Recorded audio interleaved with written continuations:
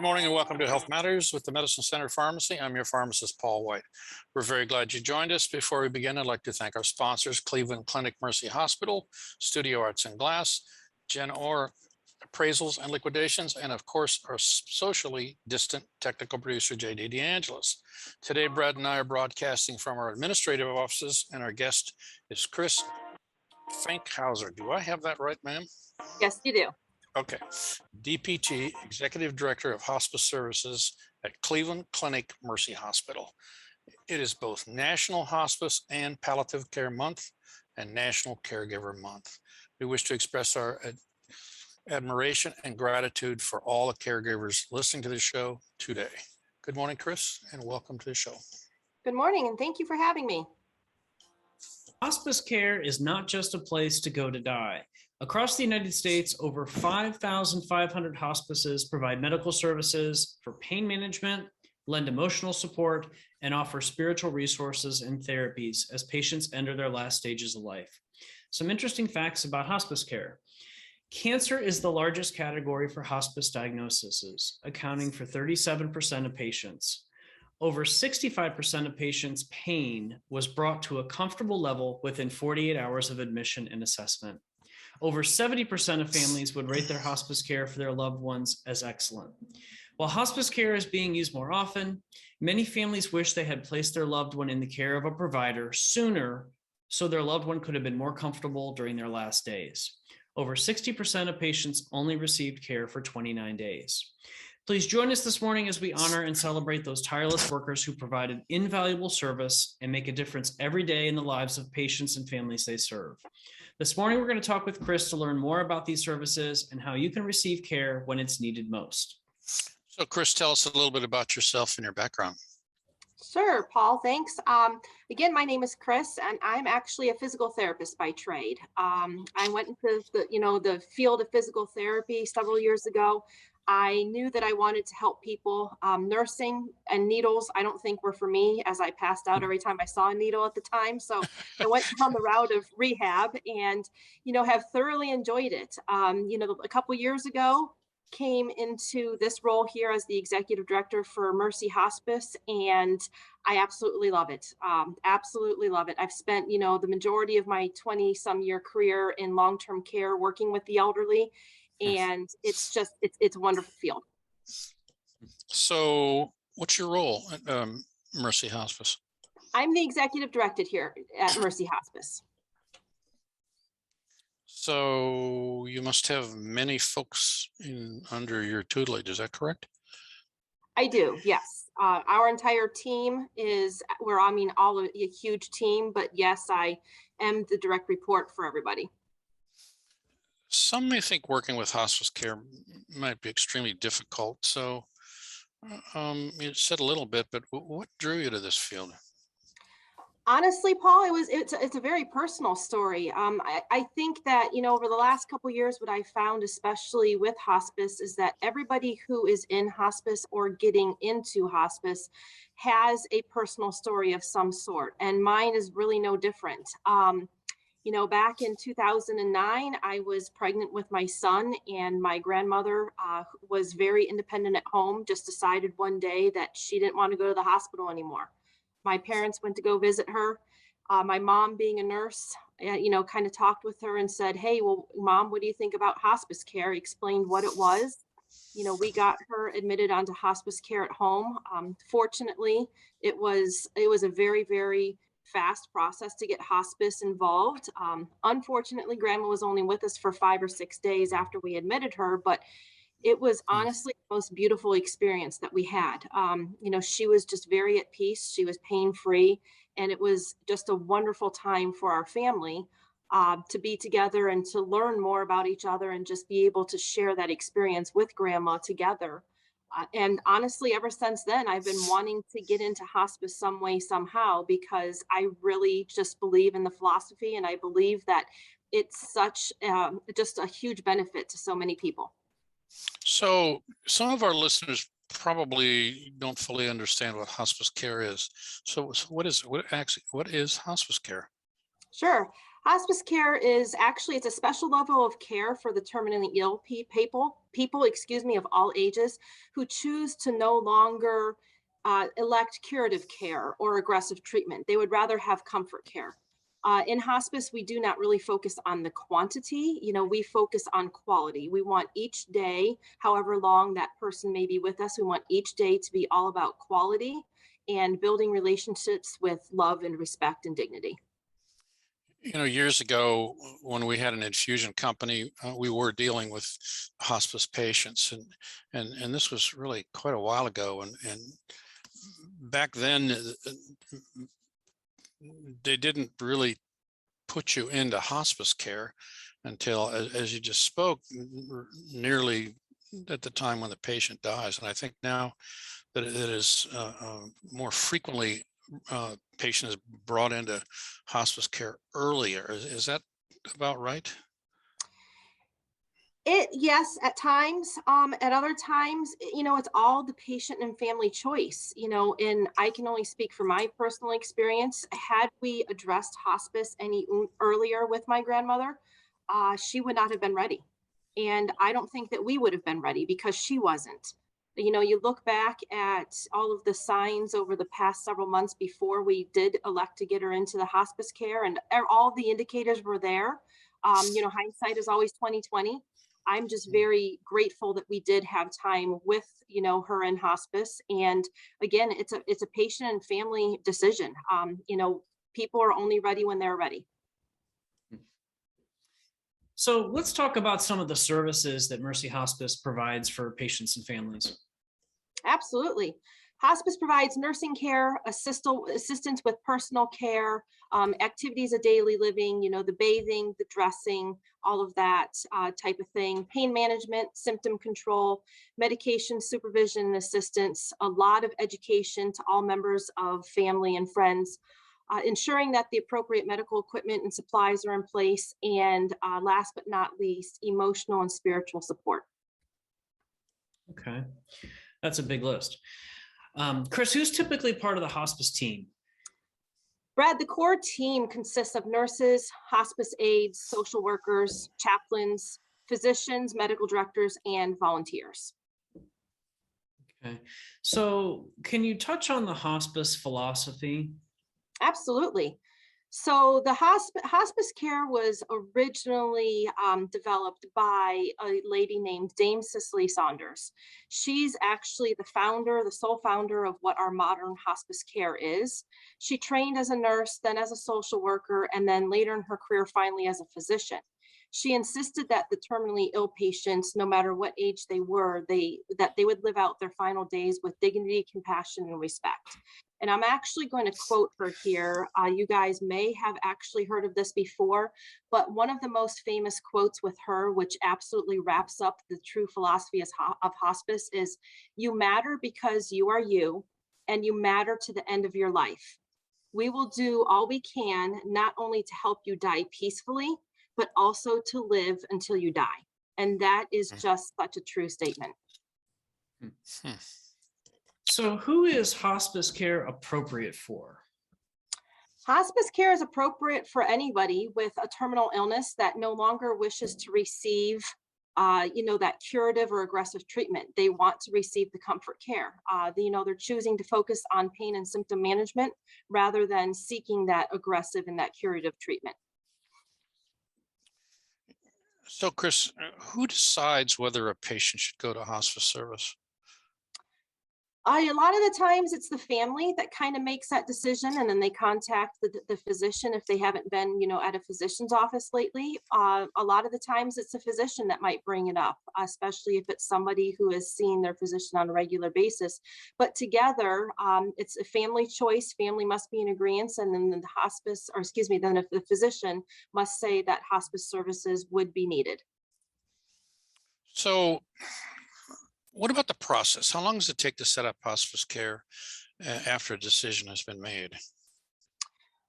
Honestly, Paul, it's up to the individual. I mean, we here at Mercy Hospice, we usually try to admit patients the same day that we receive the referral from their physician or from the family. Again, it's all about choice, though.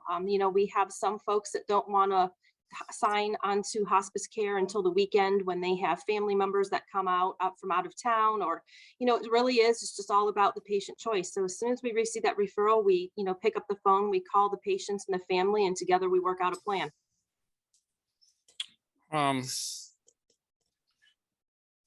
I guess what is the percentage of hospice patients that want to stay home, or I would assume that that's an appraisal situation, but I also would assume that they'd want to stay in their home. Is that true?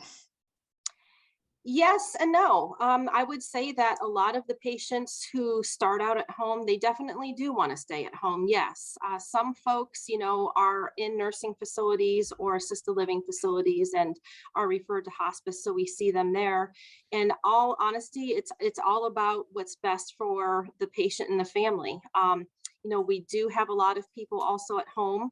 And for caregiver support and for a caregiver break, we do offer respite stays where for up to 5 days, the patient can transition over to a nursing facility, say if the family is having, a medical procedure done or leaving to go out of town or something like that. But it's all about, again, it's all about what the patient and the family work together to be able to decide what the best decision is for each individual. Okay, Chris, our first break is here. You're listening to Health Matters with the Medicine Center Pharmacy. Welcome back to Health Matters with the Medicine Center Pharmacy.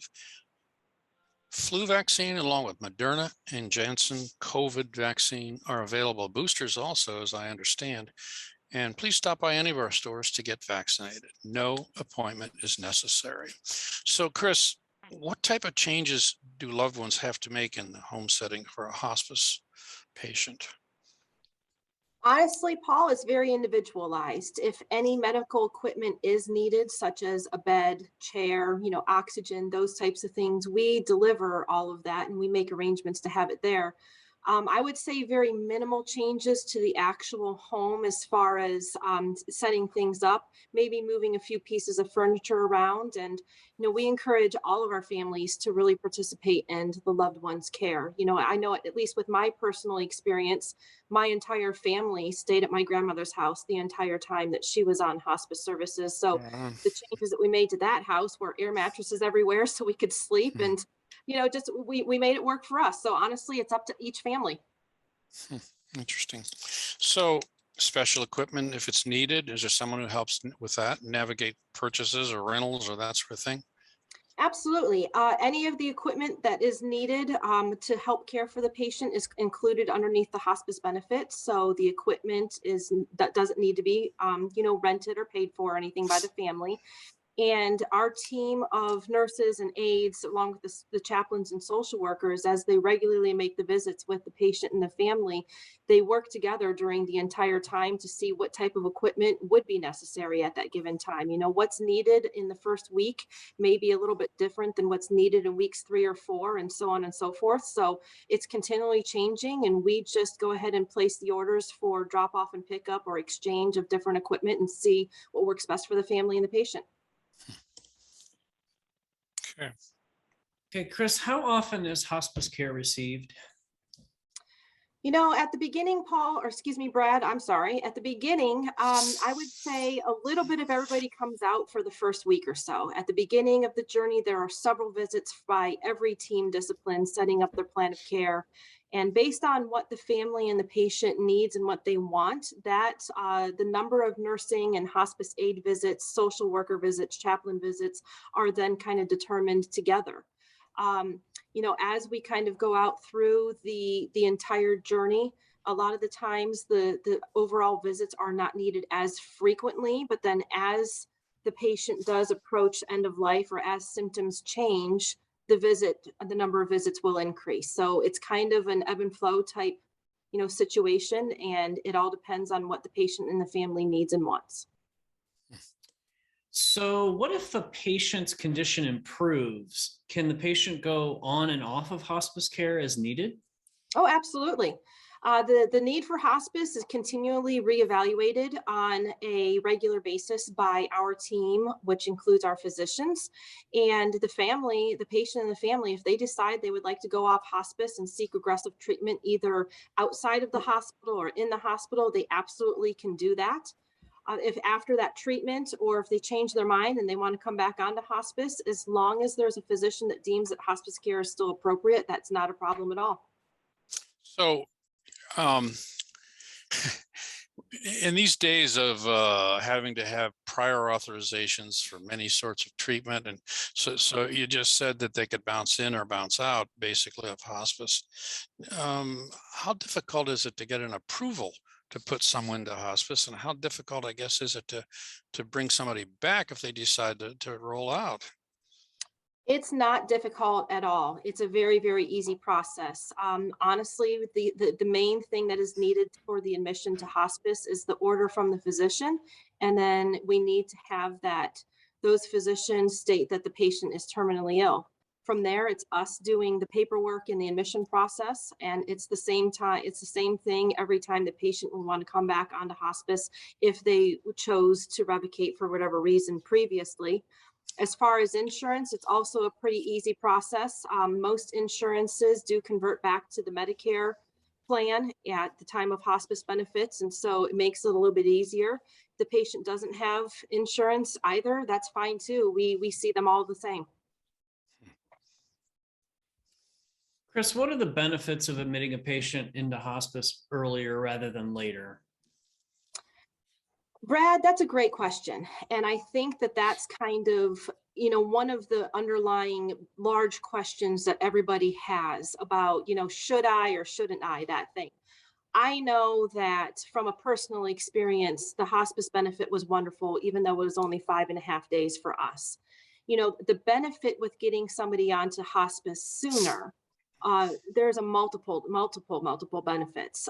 The first and foremost is we're working with the patient and the family first to control any symptoms.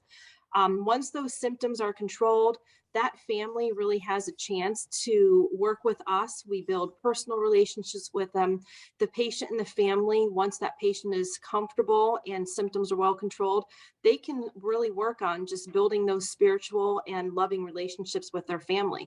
A lot of the times, if we get people on more hastily, kind of like in my personal experience, we spend the first day or two trying to get my grandmother, her symptoms controlled. We were able to do that, but we didn't have as long of a time to build the relationships with that hospice staff or with the chaplains. And I think that, if I do it all over again, my grandmother probably would have said no, but I would have liked to get her on hospice a lot sooner than we did, knowing now what I should have known then, I guess. How old was your grandmother? She was 88, almost 89. Wow. Oh my Yep. gosh. Oh crap, that's nuts.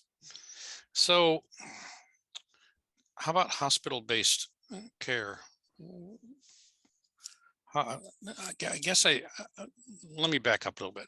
I guess I think that hospice in the home, is that like a constant visit by individuals from Mercy or other individuals involved in healthcare, as opposed to being in the hospital, where the nurses walking up and down the hallway all the time, and doctors and all that sort of thing. Sure. So I think when everybody thinks of hospice, the majority of hospice is something what is called the routine level of care. And that benefit takes place either at the patient's home or in a community setting, such as an assisted living, a group home, a nursing facility, something like that. That is the majority of the hospice care. And those are the visits that we kind of work with the patient, family, and staff to see what's appropriate. And we come out there, sometimes nurses on a weekly basis, sometimes twice a week, sometimes 3 times a week, and sometimes daily visits. It just depends. With the hospital, the level of care that is required for that hospice benefit inside of the hospital is the highest level of care within a hospice. And you must meet a lot of the Medicare criteria to be able to qualify for that level of care. Our partnership with Cleveland Clinic Mercy Hospital does allow us to have patients admitted to the hospital under that level of care. Until their symptoms are controlled. And sometimes, a lot of the times when those symptoms have been stabilized, those patients can return back out to the community and kind of go back and forth as needed. Interesting. Okay, we should probably take the second break here. You're listening to Health Matters with the Medicine Center Pharmacy. Welcome back to Health Matters with the Medicine Center Pharmacy. I'm Paul White. We're talking with Chris Fankhauser, Executive Director of Hospice Services at Cleveland Clinic Mercy Hospital. We have a lot more to cover this morning, so let's get back to the show. Where are we at, Brad? Hey, Chris, we didn't talk about the cost of hospice care and if it's covered under most medical insurances for patient. Can you touch on that? Absolutely. Brad, everything that is related to the terminal diagnosis that's admitting the patient into the hospice services, everything's covered at 100% under that Medicare benefit. Equipment, medications, all of the care involved. Okay. And how does private insurance look at this? So most insurances do convert back to Medicare, the traditional Medicare. Other private insurances have their own hospice benefit plans as far as days and things like that, but it really is almost always 100% covered. Okay. I mean, there's a whole bunch of hospice programs out there, as I think I've seen over the years. Is that true? Yep, it's very true. So in Medicare, does it revert to Part A or for hospitalization, or help me here on how that functions? So yes, the hospice benefit is covered under Medicare Part A. Okay. Yep. So why would I choose hospital benefits of hospice care as opposed to a private other sort of insurance hospice program? Most of the time, are you talking about the actual hospice benefit inside of the hospital or a hospice that's affiliated with a hospital system? I guess one or the other or Okay. both. Well, I can answer both for you. So Okay. I kind of touched on it a little bit ago that hospice benefit inside of the hospital is you have to meet a lot of the Medicare regulations and requirements to be able to meet that level of care and be hospitalized with the hospice benefit. Like I said, that's not many people on when you look at the whole realm of hospice. So most people are out in the community. I think that the benefit of choosing a hospice that is affiliated with a hospital system is simply that if we have somebody on the routine level of care hospice in the community and their symptoms were to, be really out of control, we wouldn't be able to manage them with the medications that we have on hand. We could transition them very seamlessly over to the hospital if they would qualify for that higher level of care, get them into the hospital, get everything kind of smoothed over, get everything calmed down and have them come back home. And it's all without a break of service.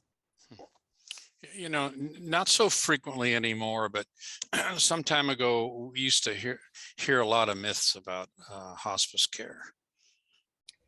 There's still a lot of myths, Paul. I actually, some of the most frequently misunderstood myths is that, hospice care is only for those people that are giving up. That's one of the myths that we hear a lot of the times. In reality, it's the complete opposite. Hospice is the most compassionate, comforting, and emotionally encouraging form of healthcare that's out there for people with life-threatening diseases and illnesses.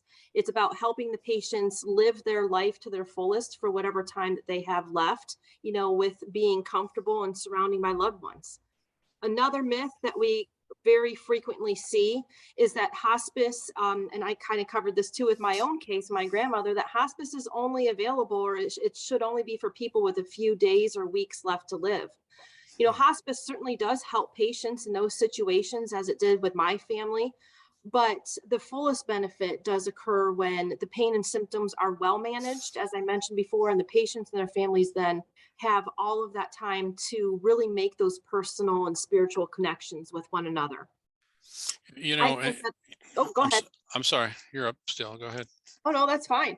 I think that the final myth kind of that is the most bothersome is that hospice care ends when the patient passes away. And in fact, that's not true. Bereavement, or grief support, it's a very, very vital part of hospice.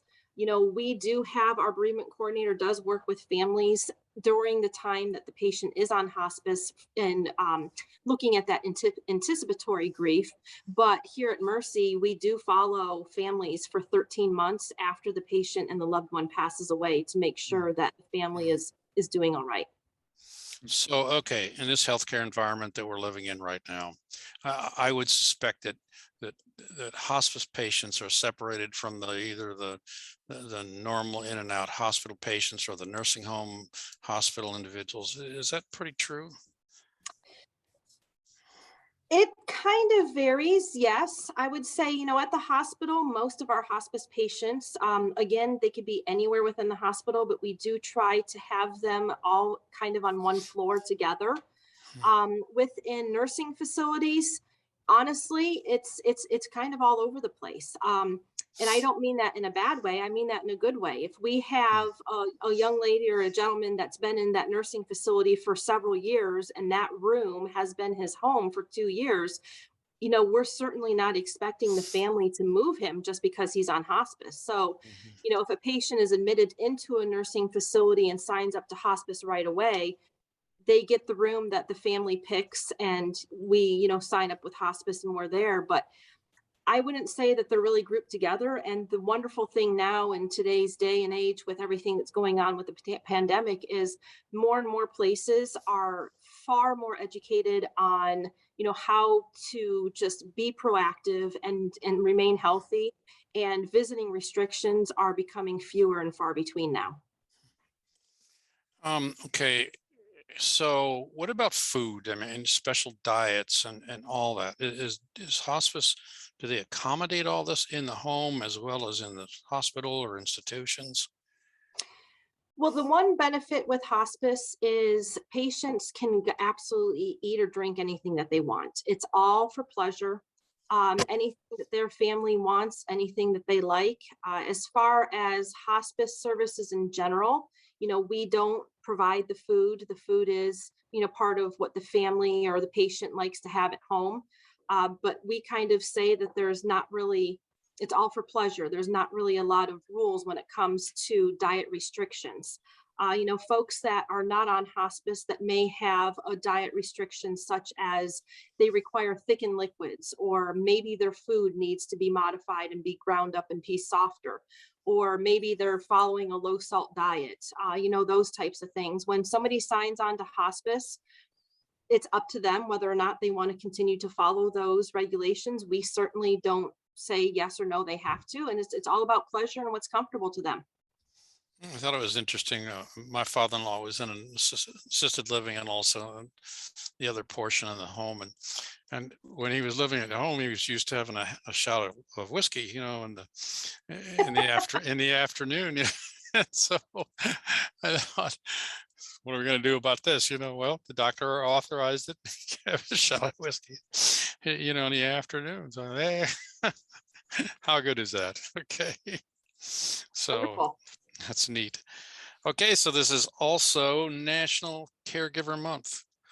What type of physical and emotion toll is caused by caring for a loved one also? And Paul, that's a great question. Also, there are so many caregivers that do become easily fatigued and stressed.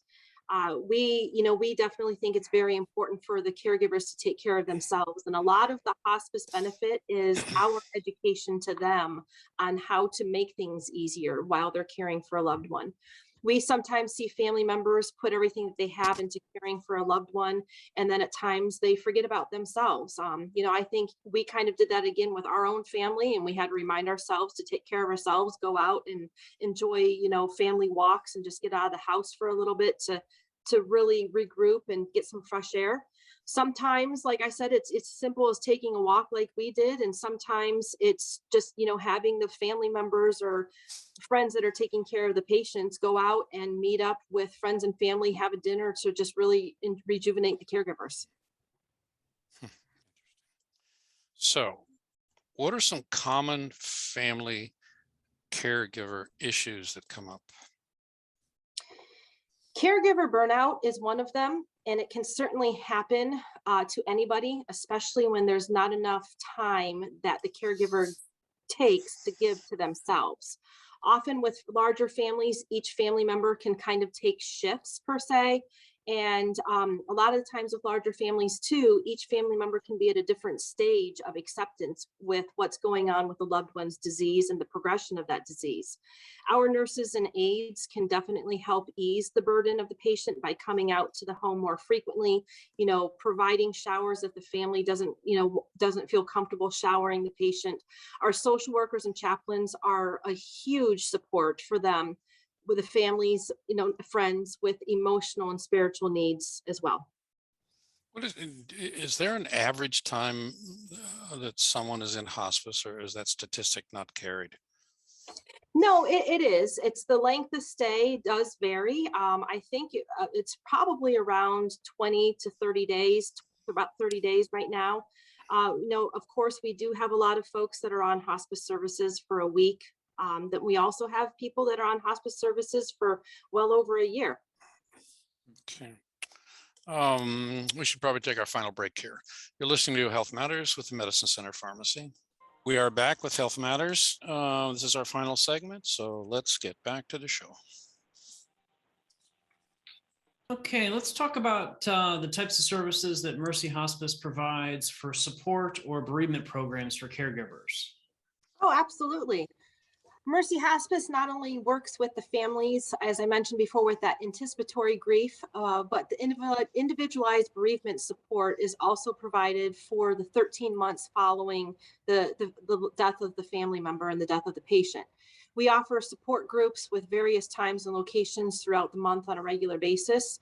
Some families, there's a lot of bereavement support that's needed, and some families there isn't. It's again all an individualized basis. What about, are there caregiver resources that are out in the community?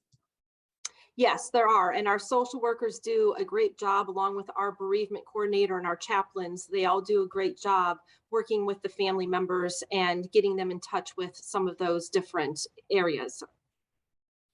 How do you utilize volunteers at Mercy Hospice, and what roles do they serve? That's a great question. And that's a lot of, I guess, a question that people don't understand the answer to. Since hospice was founded 100% on a volunteer basis back in the day by Cicely Saunders, today it's actually a regulation that 5% of the total direct hours must be from volunteers. So our volunteers can be utilized in any different realm that they're comfortable in. A lot of them sit bedside along with patients just for visitation, play music, prayer support, that type of thing. A lot of the volunteers will work alongside us in the office and do a lot of the clerical processes in the office. And it's just a beautiful, beautiful relationship with all of them. I can see how that'd be very valuable to help bring a different dynamic to the hospice care program. If you could have some of those volunteers that have special skills, like you said, music or whatnot, that's a nice touch. So I used to see, I haven't been in the hospital, excuse me, in a long time, but I used to see gray ladies, candy stripers, as volunteers. Now, and I don't even know, does that exist anymore in the hospitals? I haven't seen, wow, candy stripers. I haven't seen those in a long time, Paul. Well, I'm old, okay, or older, but I remember the gray ladies too. And I remember at Mercy, gosh, years ago, they had gray outfits on and all that sort of thing. And they were sort of volunteers. That's before your time, right? A little bit. Yes. Okay. Well, anyway, what is in the hospitals now? Is there a volunteer cadre of individuals, or is that not allowed right now with the way things are? A lot of it depends. A lot of it is not allowed right now. A lot of nursing facilities also don't want a lot of volunteers to come into their buildings right now. So we're doing a lot more virtual visits, if anything, right now, to make, the contact with the patients and the families. I think that volunteering, though, not just for hospice, but volunteering is such a huge part of giving back to the community that I think a lot of more and more retired folks are looking at volunteering, and I think it's a great thing. So if someone's compelled to volunteer for hospice, what do they need to do? It's a really easy process. If anyone is interested in volunteering, please reach out to our volunteer coordinator. Her name is Donna Indivina, and she actually had the wonderful opportunity early in her career to train with Dame Cicely Saunders over in London. So she actually got to meet her and train with her. It was wonderful. But as far as what's actually needed to be a volunteer, fingerprints and a background check is required, but it's absolutely very simple to become a volunteer. We would always love to have additional volunteers. A lot of the times we will see family members of, previous patients who have passed away in our services return to volunteer their time to kind of help the next family through the hospice journey as they were helped. Well, what all can volunteers do? I mean, in this environment? Honestly, Paul, anything that they want. There's some volunteers that wish to make phone calls to check in on patients.